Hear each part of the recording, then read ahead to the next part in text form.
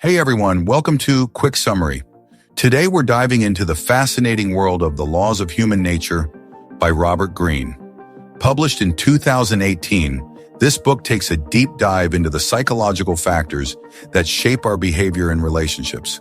In this video, we'll uncover the key principles that guide how we act and interact every day. You'll learn about the often hidden aspects of human nature, like how your unconscious biases influence you and how to become skilled at understanding people. We'll explore the complexities of human drives and desires, revealing the unseen motivations behind our actions. You'll discover how to interpret body language and the subtle cues we all give off, as well as the importance of empathy in building stronger connections. This summary goes beyond just covering the book's content. It's an exploration of what drives us as human beings. From understanding the appeal of power to navigating the intricacies of social interactions and staying true to yourself. The Laws of Human Nature provides valuable insights. You'll gain tools for self-awareness and strategies for dealing with challenging personalities. We'll also look at how to balance influence and manipulation, giving you the wisdom to handle both personal and professional relationships more effectively. If you're ready to begin, let's get started. Before we jump into the first idea, don't forget to like this video and subscribe to our channel to stay updated on our latest content. Lesson 1. The Law of Irrationality. The Law of Irrationality is about understanding how our emotions and biases can affect our decisions without us even noticing. It highlights that people aren't always as logical as they think. Even when we try to make decisions based on facts, our choices can still be influenced by our past experiences, current emotions, or ingrained biases. For example, when you're deciding on something big like buying a house, you might believe you're only considering practical factors like price, location, and size. However, you might end up preferring a house simply because it reminds you of the home you grew up in, or because the current owner has a similar style to yours. These emotional connections can influence your decision without you being fully aware of it. Our brains are wired to use mental shortcuts, known as heuristics, to make quick decisions.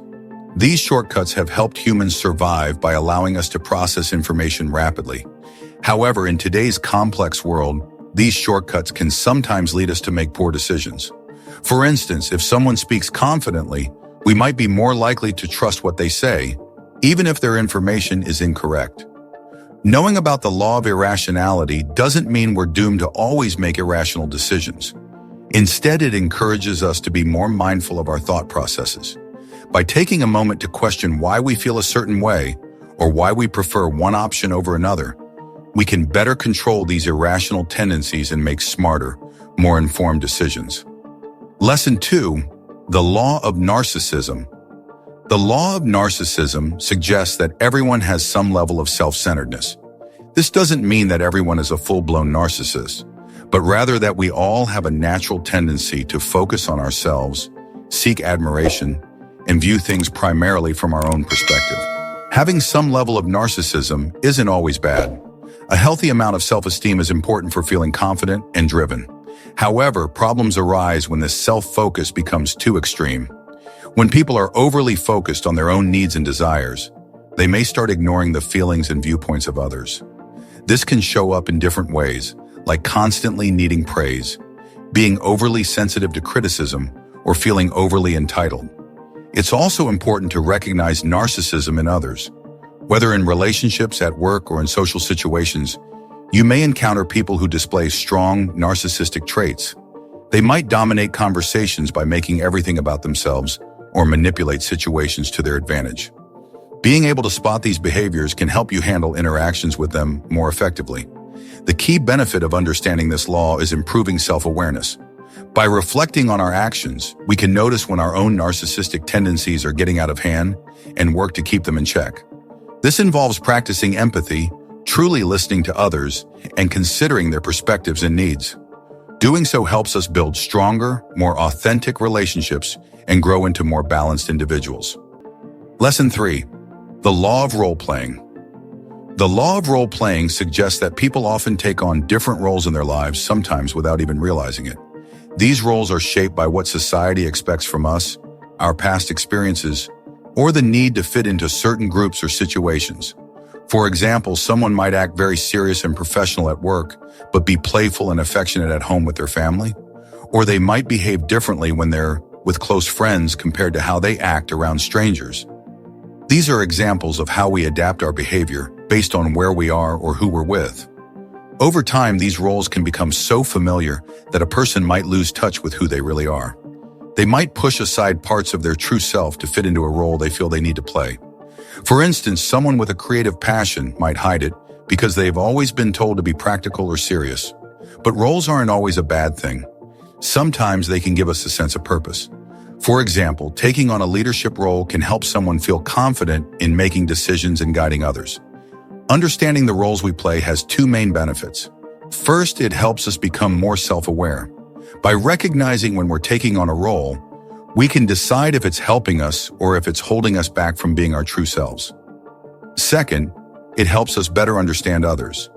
Realizing that someone might be acting from a specific role rather than their true self can lead to more understanding and effective communication. So while playing different roles is a natural part of life and can be helpful, it's important to occasionally step back and make sure these roles aren't hiding or suppressing who we really are. If you're enjoying the video, please give it a like and subscribe to our channel to stay updated with our audiobook summaries. We'd also love to hear your thoughts, so feel free to leave a comment if you agree or disagree with the ideas from the book. We read all your comments. Thanks for your support. Now let's keep going. Lesson 4. The Law of Compulsive Behavior. The law of compulsive behavior is about how many of our actions are driven by deeply ingrained habits, often formed during childhood. These habits can be so strong that we respond automatically, even when it might not be in our best interest. For example, imagine someone who was often ignored or overshadowed by siblings as a child. As an adult, they might constantly seek attention and approval from others. Or consider a person who grew up being frequently criticized. They might become overly defensive at the slightest hint of feedback, reacting this way to protect themselves. While everyone's experiences are different, these emotional wounds or habits from childhood can have a strong influence on how we behave as adults. They can cause us to repeat certain actions or reactions almost compulsively, even when the current situation is very different from the one that originally caused the behavior. But there's hope. The first step to breaking these habits is to recognize them. By understanding why we react a certain way, we can start to question whether that response is really the best one for the situation, or if it's just an old habit kicking in. It's like having a default setting on a device. It might work for a while, but as life changes, those old settings might not be helpful anymore. The key is to identify these patterns, understand where they come from, and then choose our actions consciously rather than letting old habits control us. This kind of awareness can lead to better relationships, more authentic interactions, and personal growth. Lesson 5. The Law of Covetousness. The law of covetousness highlights a basic part of human nature, our constant desire for what we don't have. It's the idea that we often think other people's lives or possessions are better than our own. This law points out our habit of comparing ourselves to others and always wanting more. This desire can show up in different ways, like feeling jealous of a coworker's promotion, wishing for a friend's fancy lifestyle, or wanting the skills or qualities that someone else has. These feelings are often influenced by our surroundings, personal insecurities, and what society tells us we should value. For example, social media plays a big role in this. We see pictures and posts of people's best moments, and it's easy to feel like we're missing out or not doing enough. We compare these perfect snapshots to our own lives and may feel like we're falling short. This constant longing can be both helpful and harmful. On the positive side, it can motivate us to work harder, innovate, and achieve more. It drives us to set goals and improve ourselves. However, if we let it go too far, it can lead to unhappiness and a sense that we're never satisfied with what we have. Understanding this tendency is important. When we notice ourselves wanting more and comparing ourselves to others, it's helpful to stop and think about where these feelings are coming from. Are we truly aspiring for something meaningful, or are we just feeling envious? Do we really want what we're chasing, or are we just caught up in comparison? By asking these questions, we can figure out what truly matters to us, focus on our own goals, and appreciate what we already have. Lesson 6. The Law of Short-Sightedness.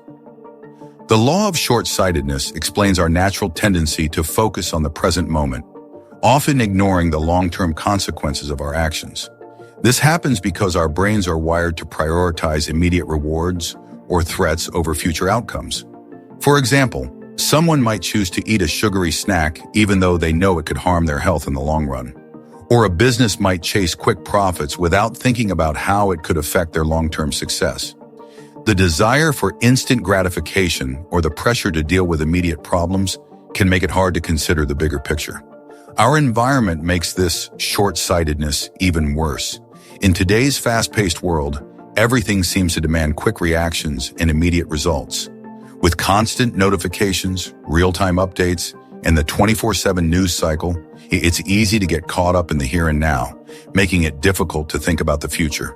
However, this focus on the present can lead to missed opportunities or negative outcomes that only become clear later. By always reacting to what's happening right now, we might not prepare properly for the future, or we might make decisions that feel good in the moment but have harmful consequences later. Recognizing this natural tendency is the first step to overcoming it. By understanding that we're inclined to focus on the short term, we can make a conscious effort to think more about the future. This means taking a moment to pause, reflect, and ask ourselves what the long-term effects of our decisions might be. Are we just reacting to the immediate situation, or are we considering what's best in the long run? By incorporating long-term thinking into our decision-making, we can approach life with a more balanced perspective, addressing both the needs of the present and the possibilities of the future. Lesson 7. The Law of Defensiveness. The law of defensiveness is about our natural reaction to protect our self-image and identity. It's something all humans do. When we feel that our beliefs, actions, or who we are as a person is being threatened, we often respond by becoming defensive, even if the threat isn't real. This defensiveness is closely linked to our self-worth.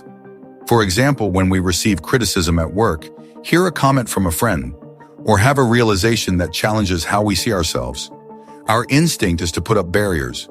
These barriers can take different forms, like denying the criticism, making excuses, or even shifting the blame onto someone else. While defensiveness can help us protect ourselves, it can also prevent us from growing and learning. If we're always on guard, we might miss out on the chance to learn from our mistakes, understand other people's viewpoints, or see things in a new light. Constantly defending our self-image can trap us in a cycle where we only pay attention to information that supports what we already believe. In relationships, being defensive can create problems. If someone always views feedback or different opinions as attacks, it can block open communication and lead to misunderstandings. The key to overcoming defensiveness is recognizing when we're being defensive. It's important to notice those moments when we put up walls and ask ourselves if there's really a threat or if we're just trying to protect our ego or avoid dealing with something uncomfortable. By understanding why we get defensive and being willing to be vulnerable, we can start to lower those walls. This doesn't mean we have to accept all criticism without question or never stand up for ourselves. Instead, it's about approaching situations with an open mind, being willing to reflect on what's being said, and choosing how to respond rather than just reacting automatically. Over time, this can lead to greater self-awareness, stronger relationships, and a more authentic connection with the world around us. Lesson 8. The Law of Self-Sabotage. The law of self-sabotage is about the ways we sometimes unintentionally work against our own goals and well-being. Even when we have clear goals and desires, we might find ourselves doing things that prevent us from achieving them. This could look like procrastinating on important tasks, doubting ourselves, or avoiding opportunities out of fear. At first glance, these behaviors might seem irrational. Why would anyone want to hinder their own success or happiness? The reason often lies in our deeper, subconscious mind. Past experiences, deep insecurities, or negative self-beliefs can influence our actions without us even realizing it. For example, someone who was constantly told they weren't smart might avoid chances for advancement at work, fearing they'll be exposed as a fraud. Or someone who has been hurt in past relationships might push people away when they start to get close, trying to avoid potential pain. These hidden beliefs and fears, often developed in childhood, can affect how we act even if we consciously want success or happiness. They make us feel unworthy or afraid of achieving what we want. To address self-sabotage, it's important to recognize when we're acting against our own interests. By reflecting on our behaviors and emotions, especially when we notice ourselves blocking our own progress, we can start to uncover the underlying beliefs driving these actions. It might be a fear of failure or a feeling of not being good enough. Acknowledging these beliefs is the first step toward changing them. With time and perhaps support from therapy or trusted friends, we can challenge these old beliefs, replace them with healthier ones, and take actions that better align with our true goals and desires. This self-awareness and personal growth help us overcome self-imposed obstacles and live a more fulfilling life. Lesson 9. The Law of Repression. The law of repression is about how people often hide certain emotions, desires, or memories because they find them too painful or unacceptable. This hiding can be driven by things like societal rules, past traumas, or fear of being judged. For example, if a child is told boys don't cry, he might learn to push away his sadness and avoid showing vulnerability. Or if someone has been through a traumatic experience, they might bury those memories to escape the pain. On the surface, repression might seem like a way to protect ourselves from hurt or judgment. However, these hidden emotions and memories don't disappear. They stay below the surface and can still affect our behavior and decisions in ways we might not see right away. For instance, someone who hides their anger might react strongly to small annoyances, or a person who has ignored their own dreams might feel a vague sense of dissatisfaction in life. This internal conflict, where we struggle between wanting to acknowledge these hidden feelings and wanting to keep them buried, can create emotional stress. It's like trying to hold a beach ball underwater. It takes constant effort, and the ball can pop up unexpectedly. To deal with repression, it's important to become self-aware. By reflecting on our feelings and possibly getting support from others, we can start to recognize signs of repression in our lives. Understanding why we've pushed certain emotions or memories away and allowing ourselves to face and process them can be freeing. This process of accepting all parts of ourselves, both the good and the painful, helps us find inner peace and improve our emotional well-being. Lesson 10. The Law of Envy. The law of envy is about the feeling we get when we wish we had something that someone else has, whether it's their possessions, qualities, or achievements. This feeling of envy is common and often highlights our own insecurities and unmet desires. For example, if a friend is always traveling to amazing places, we might feel stuck in our own routine. Or if a coworker gets a promotion, we might start questioning our own career progress. Envy can range from a small twinge of jealousy to strong feelings of resentment. While feeling envious now and then is normal, letting it control us can be harmful. Instead of focusing on our own progress, we might become obsessed with comparing ourselves to others, which can hurt our self-esteem. However, envy can also be a clue about what we truly want or areas where we might want to improve. By reflecting on why we feel envious, we can use these feelings to understand our own desires better. For example, if someone else's success makes us envious, it might show us what we want to achieve. Their success can inspire us and provide a roadmap for our own goals. Recognizing and understanding our envy can also help us connect with others more empathetically. Everyone faces their own challenges, even if they're not obvious. By realizing that everyone is on their own journey, we can replace envy with admiration and understanding. Lesson 11. The Law of Grandiosity. The law of grandiosity is about the tendency to overestimate our abilities or importance, especially after we've had some success or praise. It's that feeling of being unbeatable or destined for greatness, sometimes to the point of losing touch with reality. Success can boost our confidence and make us feel validated, but there's a risk of crossing from healthy confidence into grandiosity, where we start to believe we're inherently superior or destined for extraordinary things. This overconfidence can cause problems. If we start thinking we're better than others or that rules don't apply to us, it can make us seem arrogant and strain our relationships.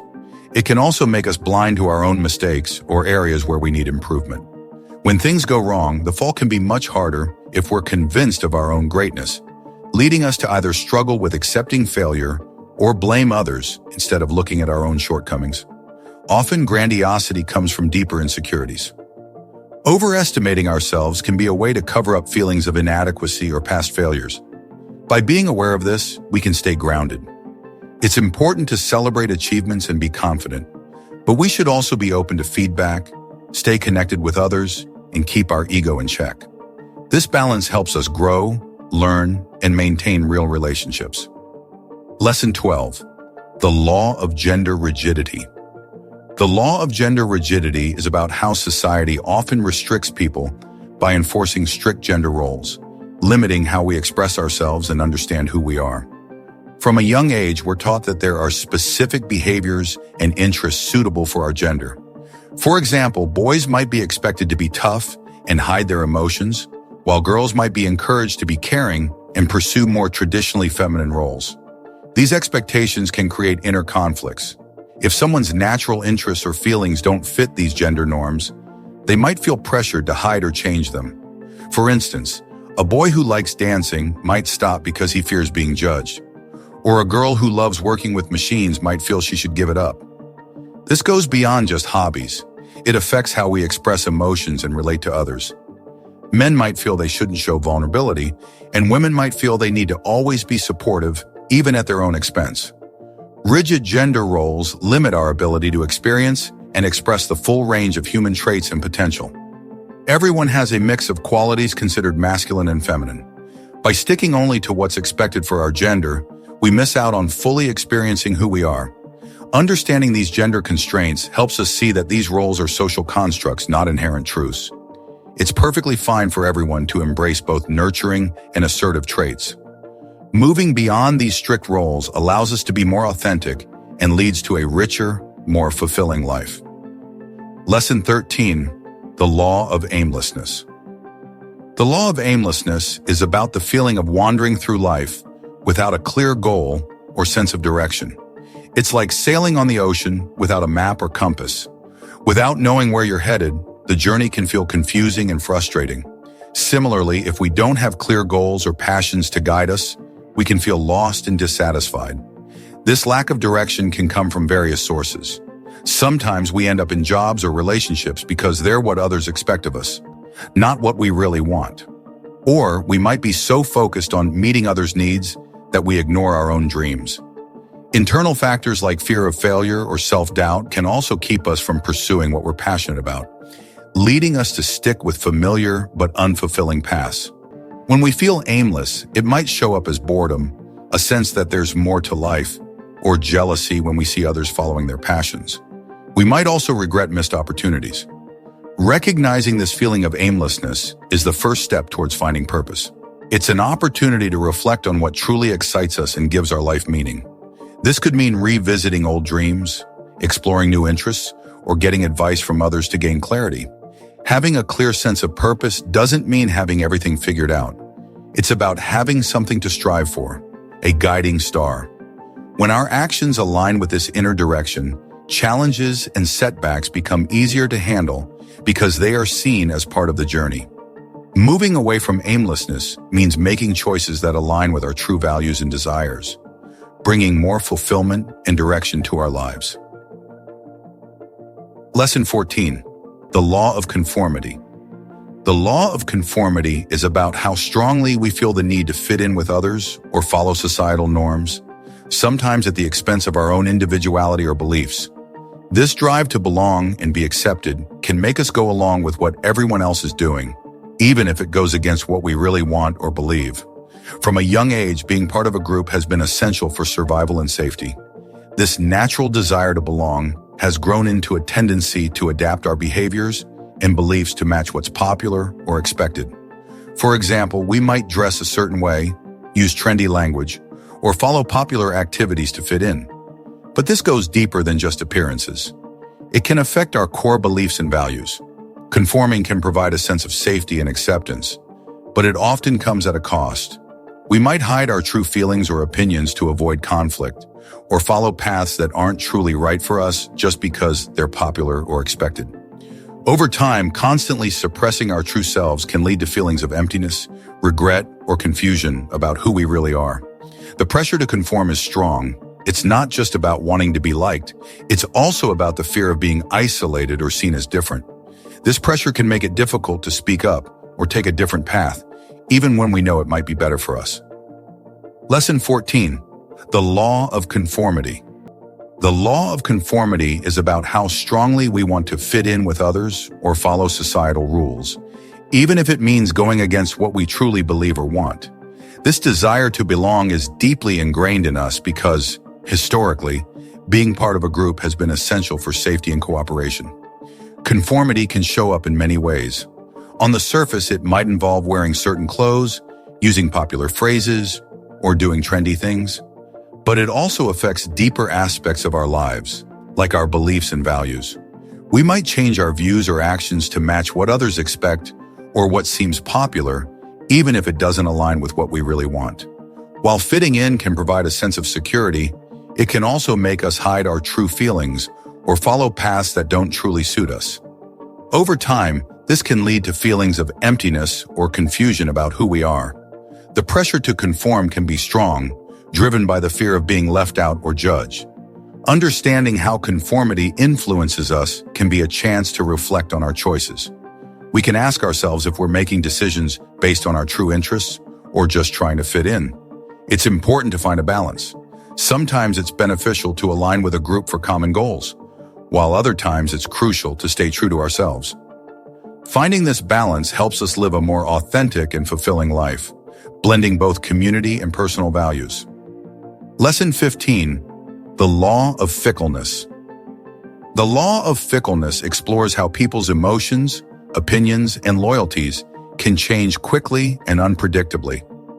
This is a common part of human behavior, where what we feel or believe can shift based on external influences or internal changes. Think about a lively crowd at a concert or sports event. Everyone is enthusiastic and united, but if something unexpected happens, like a sudden change or problem, the mood can quickly turn negative or divided.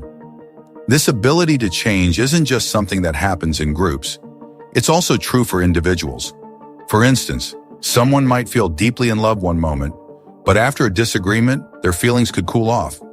Similarly, a person might be a loyal fan of a particular brand or product, but switch to something new as soon as it becomes popular. The same can happen in friendships or alliances. Trust and support can vanish when situations change or new interests arise. Several things contribute to this fickleness. External factors like social pressures, trendy endorsements, or persuasive people can sway our opinions and feelings. For example, a celebrity promoting a product can make it seem appealing, only for it to lose popularity when the next trend appears. Internally, personal insecurities, desires, or fears can also cause our feelings and choices to change suddenly. Our emotions and thoughts are complex and influenced by past experiences and current circumstances, leading to unpredictable shifts. Understanding fickleness can help us handle social and personal situations better. It reminds us to base our decisions on careful thought rather than just temporary feelings or external pressures. Being aware of how fickleness works also highlights the importance of patience, empathy, and clear communication, especially when dealing with changing dynamics in relationships or group settings. Recognizing this aspect of human nature can help us make more stable and genuine choices in our lives. Lesson 16. The Law of Aggression. The law of aggression looks at how people have natural tendencies to be aggressive, even if it's not always obvious. Aggression is about pushing oneself forward or asserting dominance, sometimes at the expense of others. While aggression can be physical, it often shows up in less obvious ways, like making passive-aggressive remarks or using sneaky tactics to outdo others. Historically, aggression was important for survival. It helped early humans compete for resources, defend their territory, and establish dominance. As societies have evolved, the way we show aggression has changed, but the basic drive to assert ourselves is still there. Depending on the culture or situation, aggression might be displayed openly, like through direct confrontations, or more subtly, like through manipulation or psychological games. Our personal history and experiences also shape how we handle aggression. People who have faced trauma or rejection might act more aggressively as a way to protect themselves, Alternatively, some might turn their aggression inward, resulting in negative self-talk or self-destructive behaviors. Understanding these aggressive tendencies helps us navigate our interactions and manage our responses more effectively. Lesson 16, the law of aggression. Understanding aggression, both in ourselves and others, is very important. Aggressive behavior, if not managed properly, can damage relationships, cause conflicts, and stop personal growth. However, the same energy that drives aggression can also be used for good things. For example, it can help us stand up for our beliefs, chase our goals, or push for positive change. To handle aggression well, it's helpful to be aware of what triggers it and how it shows up. This awareness helps us tell the difference between being assertive, standing up for ourselves in a healthy way, and being destructively aggressive. It also helps us build empathy and communicate better, even when we have disagreements. In human interactions, aggression is a natural part of life. The key is to understand it well and use that energy in ways that build up rather than break down. Lesson 17, the law of generational myopia. The law of generational myopia explores how people often have a limited view of the world based on their own generation's experiences and values. Each generation tends to think their own perspective, shaped by the events and culture of their time, is the most advanced or accurate. For example, someone who grew up before the internet might find it hard to understand how essential technology is to young people today. On the flip side, a younger person raised with digital technology might struggle to appreciate life before the internet. These differences can lead to misunderstandings and sometimes even negative judgments between generations. This generational gap isn't just about technology. It also involves changes in culture, politics, social movements, and economics. Each generation experiences significant events that shape their beliefs and values, often making them seem very different from others. Older people might think younger generations are spoiled or uninformed, while younger people might view their elders as out of touch. These attitudes can create communication barriers and conflicts in families, workplaces, and society. Recognizing this issue is important. By stepping outside their own generational viewpoint, people can learn from the experiences and wisdom of other generations. This approach encourages better understanding and cooperation, helping everyone appreciate the diverse experiences that shape our world. By bridging generational gaps, we can create a more connected and harmonious society. Lesson 18, the law of death denial. The law of death denial looks at how people often avoid thinking about death and how this affects their behavior and mindset. Death is something everyone will face, but many people find it too frightening or uncomfortable to think about. To deal with this, people create habits, beliefs, and distractions to keep their minds off the reality of death. One common way people avoid thinking about death is by staying busy with daily routines or activities. This constant activity helps them ignore deeper questions about mortality. Another way is through beliefs or ideologies that offer comfort about life after death, such as religions that talk about heaven, reincarnation, or spiritual continuation. Modern cultures, especially in the West, often push death out of sight. Unlike older times when death was a more visible and shared experience, it now tends to be handled privately in hospitals or care homes, which can make it seem less real. Avoiding the topic of death can have downsides. It might lead people to focus on less important things or neglect building meaningful relationships. They might also be unprepared emotionally and practically when faced with death, whether their own or a loved one's. On the other hand, thinking about death can lead to a more meaningful life. Knowing that life is limited can motivate people to pursue their passions, fix broken relationships, and appreciate daily moments more. Embracing the reality of death can inspire a more intentional and grateful approach to life. Lesson 19, historical context. Understanding historical context helps us make sense of why people act the way they do. Just like a backdrop in a play sets the scene, the time period and culture in which people lived shape their thoughts and actions. For example, people from the Renaissance were influenced by major changes like new art forms and ideas about humanism. Similarly, big events like wars, economic changes, and technological advances impact how people think and behave. During times of war, people often feel a strong sense of unity, while periods of economic growth might bring hope and ambition. Political upheavals can lead to skepticism and resilience. Even everyday details like popular books, games, or food reflect a society's character. By looking at these aspects, we can better understand people's behavior and motivations, rather than just labeling them as strange or irrational. Historical context helps us see why actions made sense in their time, offering us a more compassionate and insightful view of both past and present behaviors. In essence, exploring historical context is like being a detective who uncovers the deeper reasons behind human actions. It helps us appreciate the complexities of different eras and learn valuable lessons for our own time. Lesson 20, Strategic Depth. Strategic depth is about thinking more deeply and planning with foresight. Instead of just reacting to immediate events, it means understanding the bigger picture and the long-term effects of our actions. Imagine watching ripples on a pond. Instead of just seeing the ripples, strategic depth means figuring out what caused them, whether it was a pebble, a fish, or the wind. In everyday situations, this approach involves looking beyond surface-level interactions.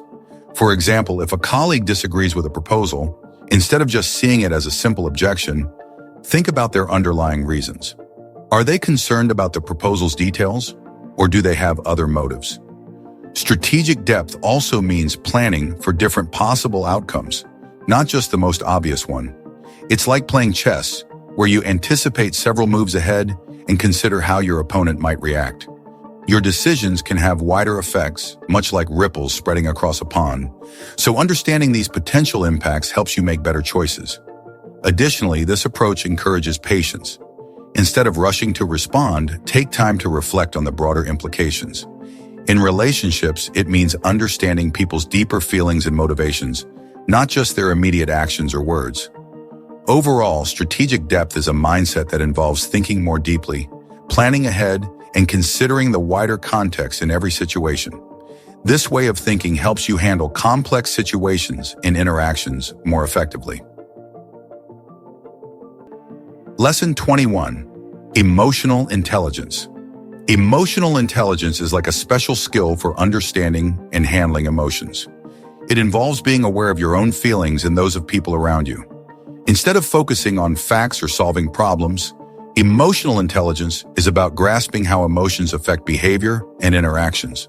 Imagine walking into a room and sensing whether the atmosphere is tense, happy, or relaxed.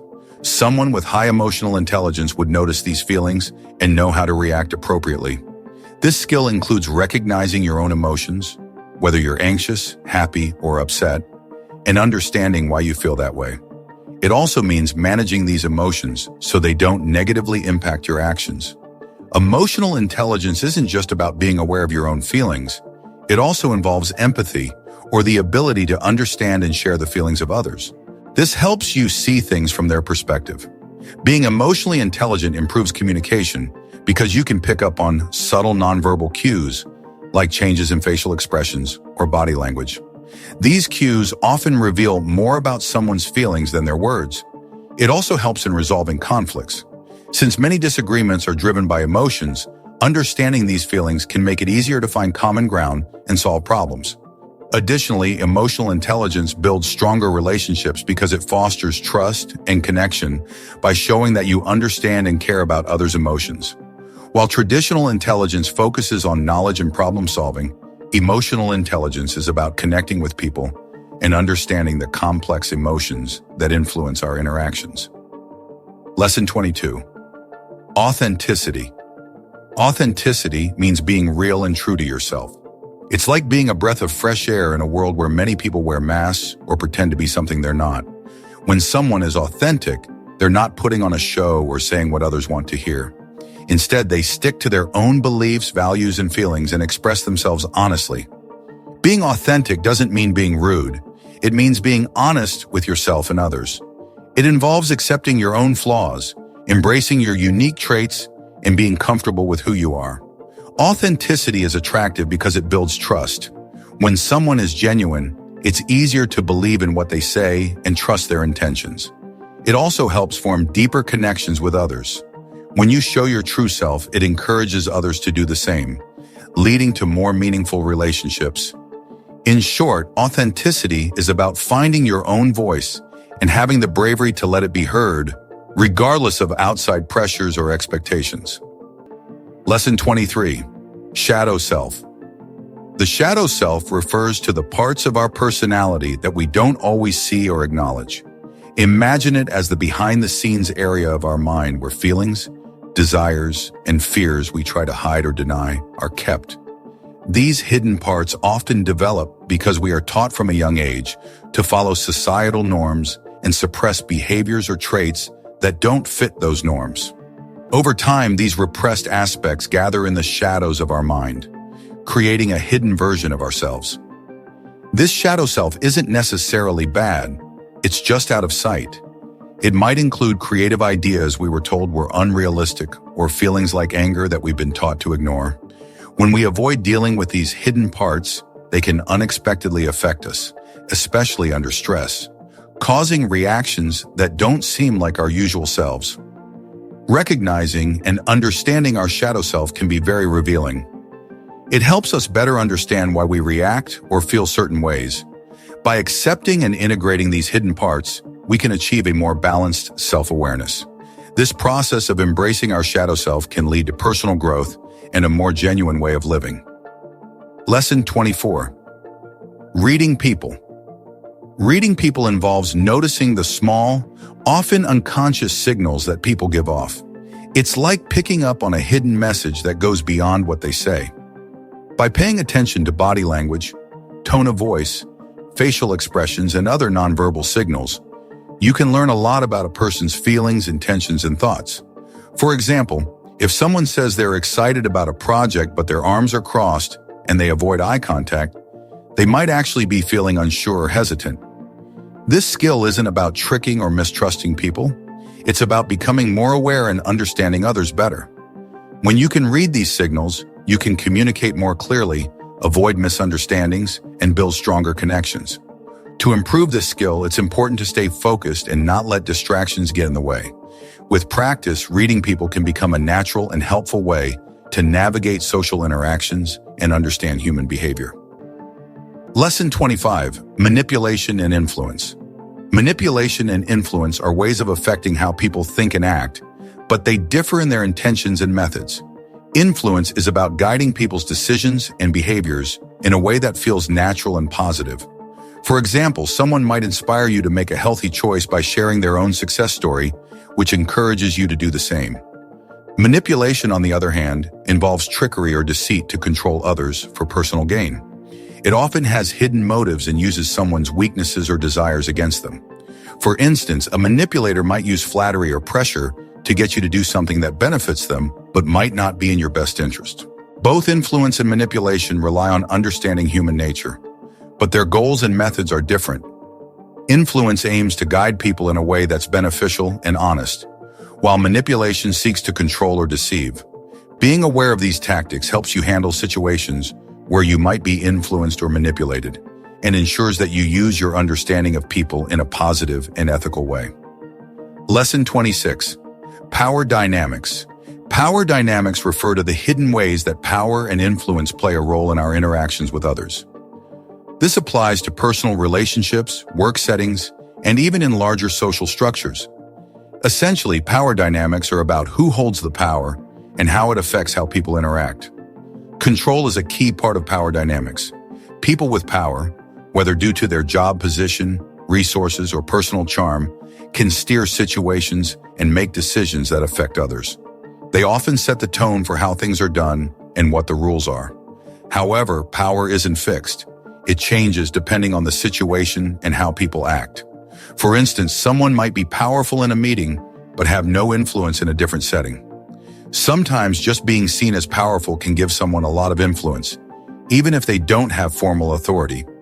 Understanding power dynamics helps you recognize when someone is trying to control you, when you have your own influence, and how to handle different situations effectively.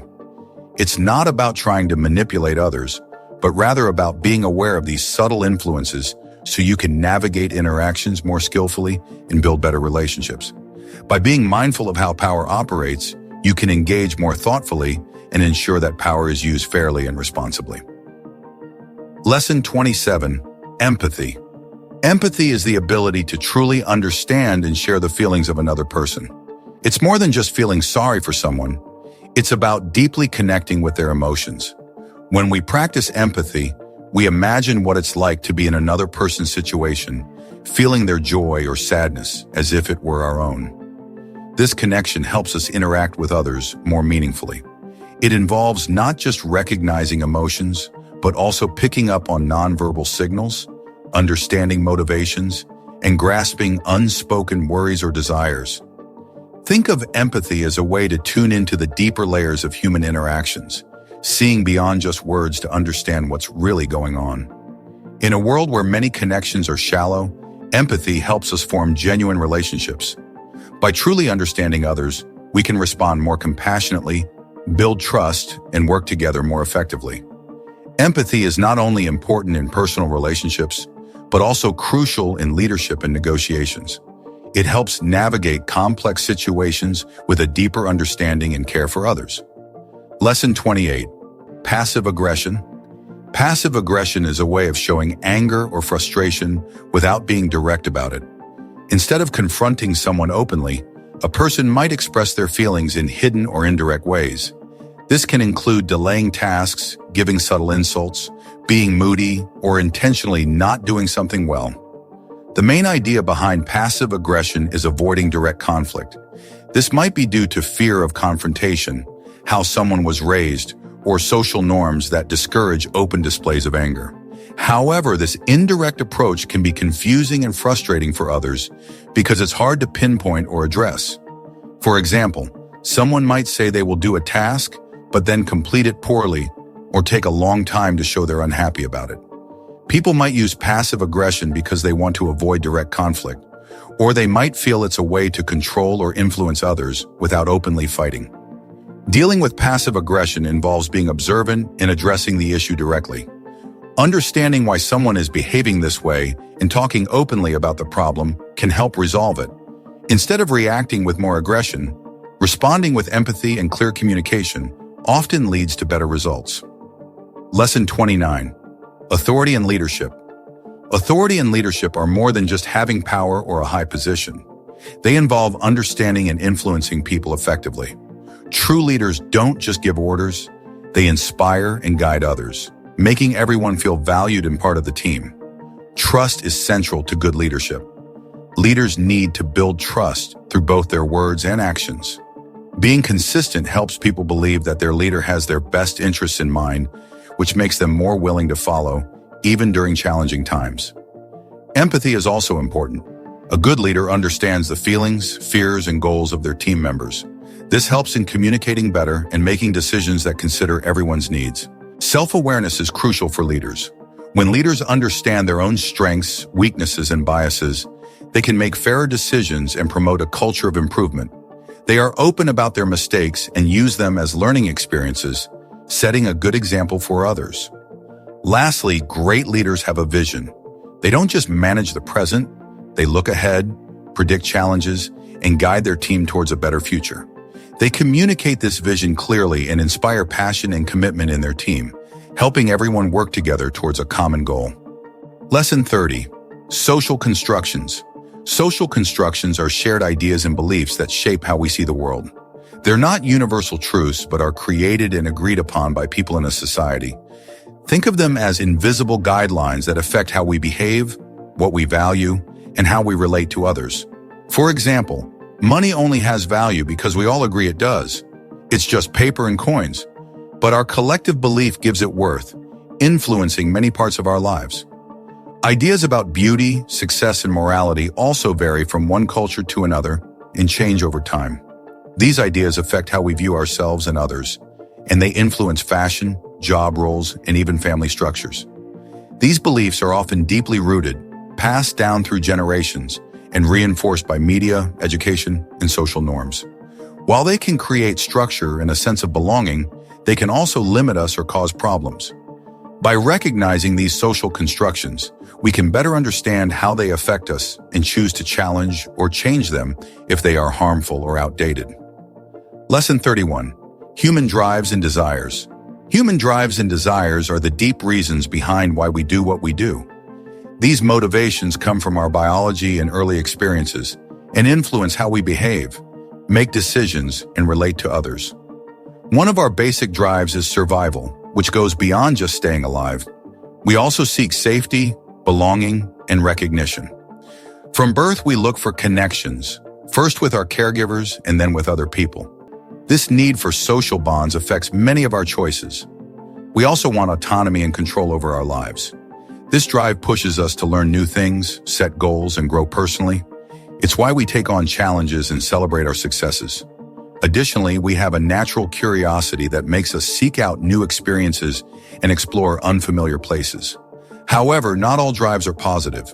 Some, like the desire for power, revenge, or dominance, can lead to harmful behavior if not kept in check.